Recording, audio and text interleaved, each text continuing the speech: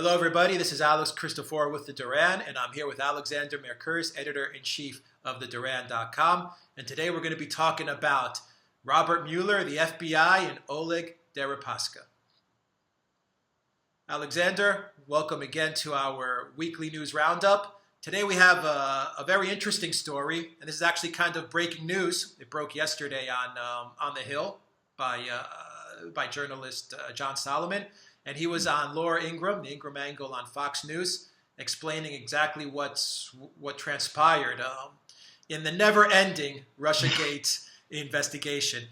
And it has to do with Russian oligarch Oleg Deripaska. His name has been brought up before by Robert Mueller, the special counsel. And it's quite an interesting story that dates back all the way to 2009 and the FBI recruiting Oleg Deripaska to actually help with the release of Robert Levinson, who is an American quote-unquote hostage in Iran. Mm. And it brings us all the way up to present day in the Russiagate unfolding story where Deripaska was recruited by Robert Mueller and the FBI to forward the Russia collusion story that Trump colluded with the Russian state. Alexander, who is Oleg Deripaska? Why is the U.S. so involved with him? It seems intertwined with him. Absolutely. And how is he part of the Russiagate investigation by Robert Mueller? Right, let's begin with who Oleg Deripaska is. Oleg Deripaska is a very big league Russian oligarch. He is one of the biggest, richest, meanest, most powerful business people in Russia. He runs Russia's aluminium industry, and that is one of the biggest industries that Russia has. At one time, he was spoken of as the richest man in Russia. He's politically highly connected. He has a very interesting and colourful past in what were called the aluminium wars, which were fought in the 1990s, which involved people taking out contracts and killing each other. There's a story about hitmen coming to kill him and him being hidden inside a factory by the workers there, and then he's sending hitmen in response. So we're talking about one of the toughest people around. He is also someone who owns lots of other industrial assets. He's been in some ways close to Mr. Putin. He owns car companies. He was heavily involved in Russian industrial policy. He is one of Russia's most prominent, flamboyant people. He is also heavily intertwined in the Western economy. Rusal, which is his company, float market. He is actually registered here in, I think, in Jersey, the island of Jersey, which is one of the British islands. And of course, he's got businesses in America. He's got businesses in lots and lots of different places. And he has been a friend of various people in the United States. He's been associated with various Clintons. He's been associated with the US government in all sorts of interesting ways. Very prominently in the whole Russiagate story, because he's such a well-connected man in Russia. The fact it is almost irresistible to assume that he's some role in Russiagate, and people like Christopher Steele, the compiler of the Trump dossier, have made him out as playing some sort of a role in it. So that's who Deripaska is. Now, inevitably, he got involved in all this affair. He had some kind of connection with Jared Kushner. There was some talk about him trying to set up some kind of a back channel with Kushner. Nobody really got to the bottom of all of that. And now we have Robert Mueller, the man who's been set up to try and investigate this extraordinary, crazy conspiracy theory that the Russians made Donald Trump president of the United States, something which you and I have been saying, and Donald Trump has been saying for a very long time, is a witch hunt.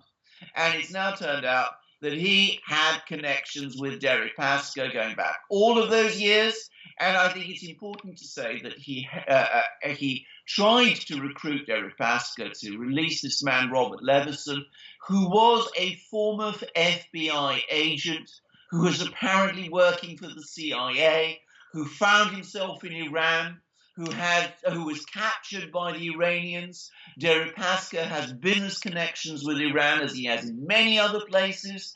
Russia has business connections with Iran. So Robert Mueller, on behalf of the FBI and the US government, was trying to get Deripaska to help to get this man out of Iran. And at the same time, now Robert Mueller is investigating Deripaska because of Deripaska's supposed role in the Russiagate scandal. It could not be more ridiculous, more complicated, and what it shows, to my mind, is how Robert Mueller is now increasingly shown, exposed to be somebody who ought to be investigating himself, which is ridiculous, and he should stop this investigation completely. Alexander, I want to read you what John Solomon wrote in his article on The Hill and what he told Laura Ingraham last night. And I'm going to read it right now, and I want you to comment on it. And this is what Solomon told Ingraham on the Ingraham Angle, that FBI agents knocked on Oleg Deripaska's door just weeks before the 2016 election to pitch the Trump-Russia collusion narrative to him. And Oleg Deripaska was not buying it. And I quote now, 2 months before the election, he's, Deripaska, asleep in his apartment in New York, and he gets a knock on the door by some of the same FBI agents who worked with him on the earlier operation, that being with the Iran FBI CIA agent. And they said, quote, "We think Trump's campaign in Russia are colluding on the election." And he, referring to Deripaska, let out a big laugh. Alexander, the FBI and Robert Mueller approached Deripaska weeks before the election concluded. Robert Mueller testified numerous amounts of things about the Trump-Russia collusion. Never once did he mention his connection to Deripaska.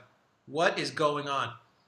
Well, I think you put your finger on this because it's become very clear to me now that Robert Mueller's major goal in this affair is to protect the FBI.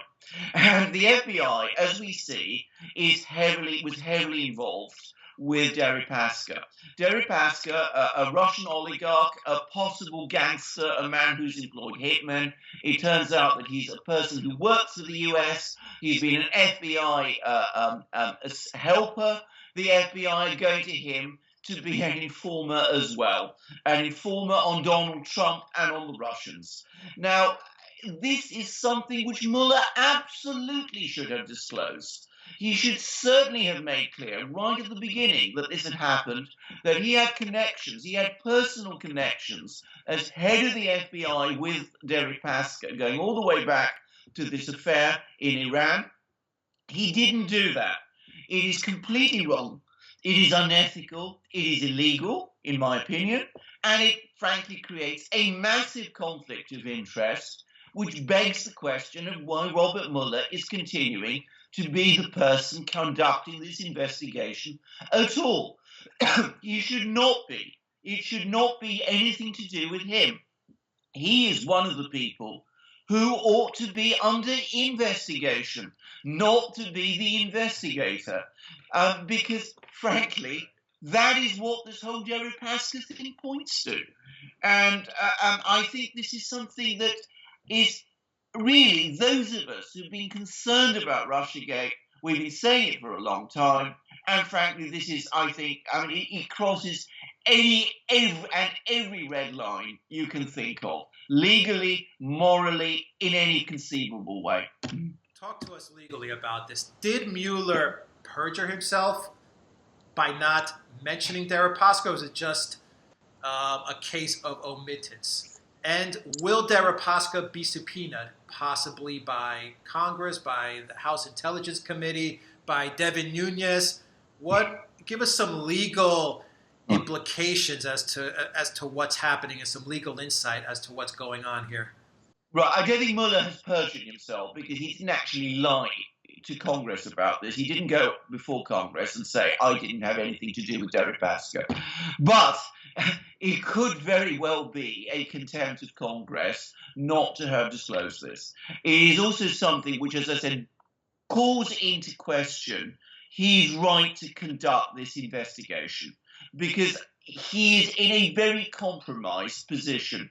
I mean, he is himself a person who has concealed the fact that he had dealings with this very remarkable man, Deripaska. Will Deripaska be called to give evidence? He has offered to do so before.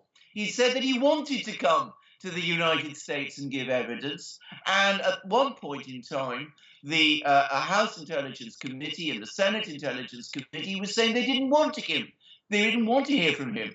I don't think there is any doubt that they will want to hear from him.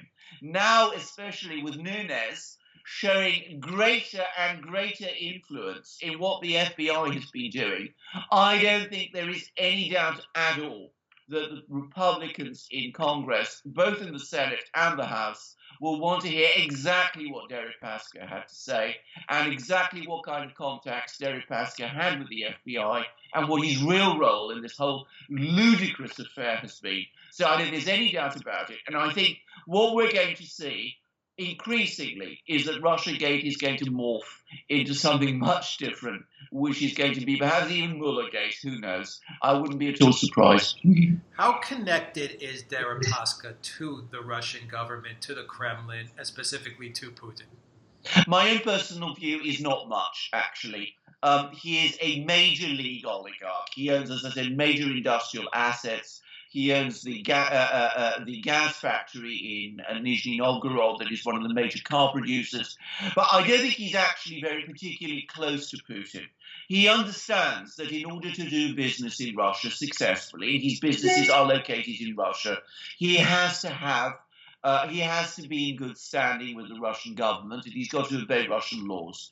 But it is interesting that he has tried to rebase all his businesses in the West. He's, as I said, registered Rusal in Jersey. He's floated it in the London stock market. He has, as we saw, an apartment in the US. I think he's one of those people who's kept more than 1 foot outside Russia precisely because he knows that he is not really anywhere as close to Putin as some people say he is. I would add something else, which is I think that what all this shows is that his connections are probably closer to the US government, or at least to some of its institutions, like the FBI, than they were to Russia. I cannot imagine that the Russians would be pleased to hear that he had contacts of this kind with the FBI, and that the FBI were coming and knocking on his door and asking him advice like of the sort that you've described. Or I just think that is inconceivable that they would be happy about it. So what you said brings two things to mind.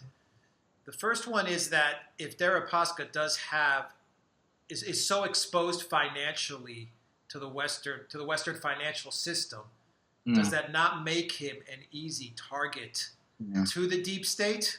So that essentially could mean that they could use him in a way against either Russia, Putin, or in a way against Trump.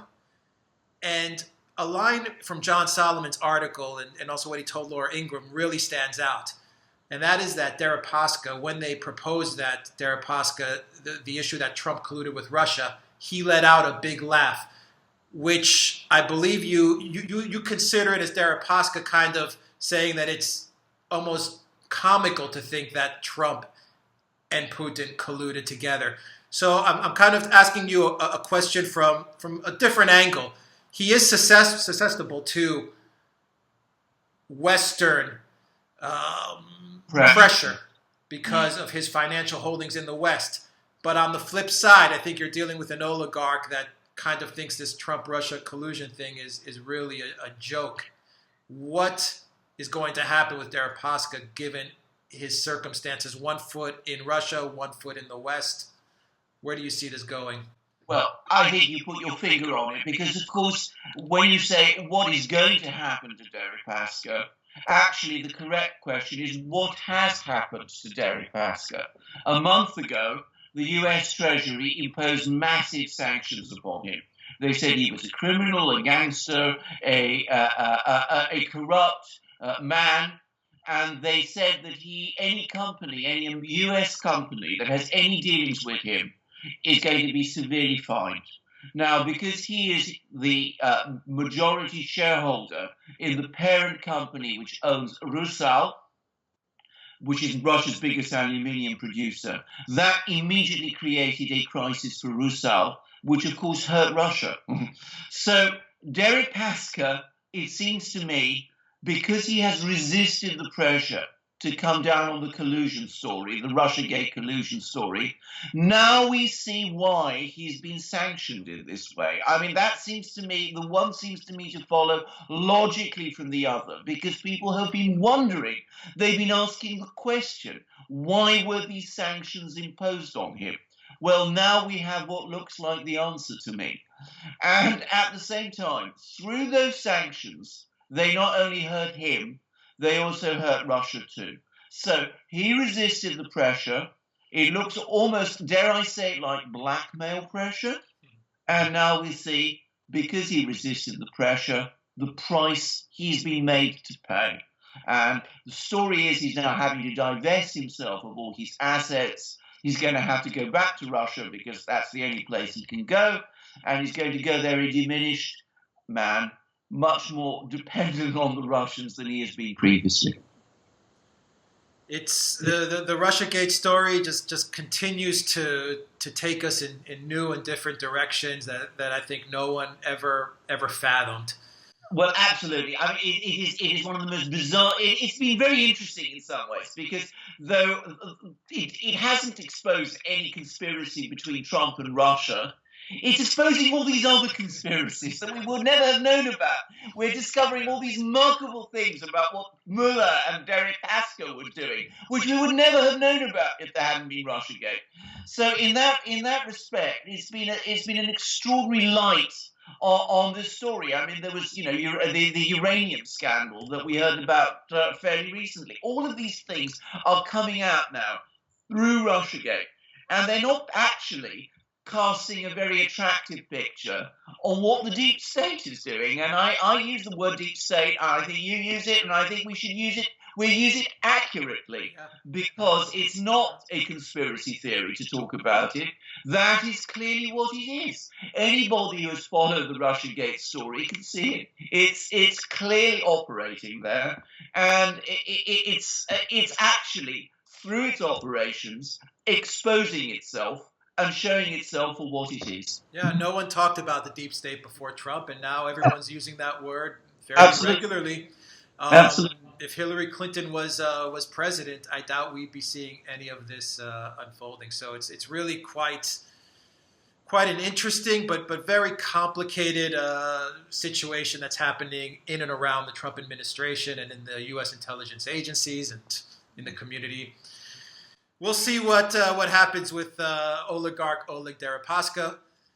For everyone that's watching this latest episode of the Duran's News Roundup, I'm Alex Christoforou. I'm joined with Alexander Mercouris, editor-in-chief of the Duran. Thanks, everyone, for watching. We're going to be pushing out more videos of this nature. If you like what we're doing, please comment below and give us your feedback. Remember to subscribe by clicking that red button and also click the notification bell to get notifications every time we publish a new video and another interview between me and Alexander.